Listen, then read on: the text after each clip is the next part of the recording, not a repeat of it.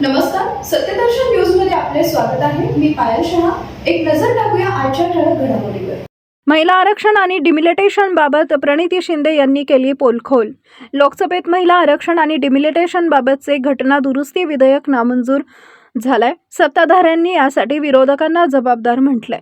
भाजपच्या अनेक नेत्यांनी विरोधकांनी महिला आरक्षणाला विरोध केल्याचा आरोप करत हा महिलांचा अपमान असल्याचं म्हटलंय. तर दुसरीकडे विरोधकांनी सरकार महिला आरक्षणाच्या नावाखाली राजकारण करत असल्याचा आरोप केलाय.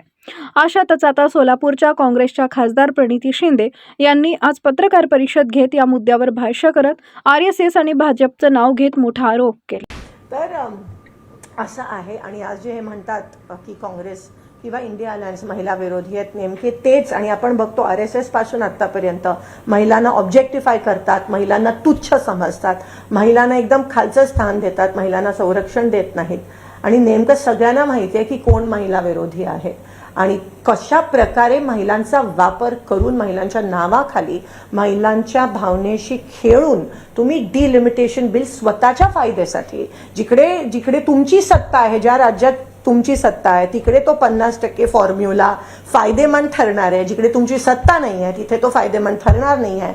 आणि म्हणून येणाऱ्या अनेक वर्ष आमचंच राज्य असेल, आमचीच हिटलरशाही असेल, ह्या दृष्टिकोनातून ह्या उद्देशाने तुम्ही ते बिल आणण्याचा वाईट प्रयत्न केला. त्याचा मी निषेध करते आणि महिला विरोधी भाजपचा पण निषेध करते.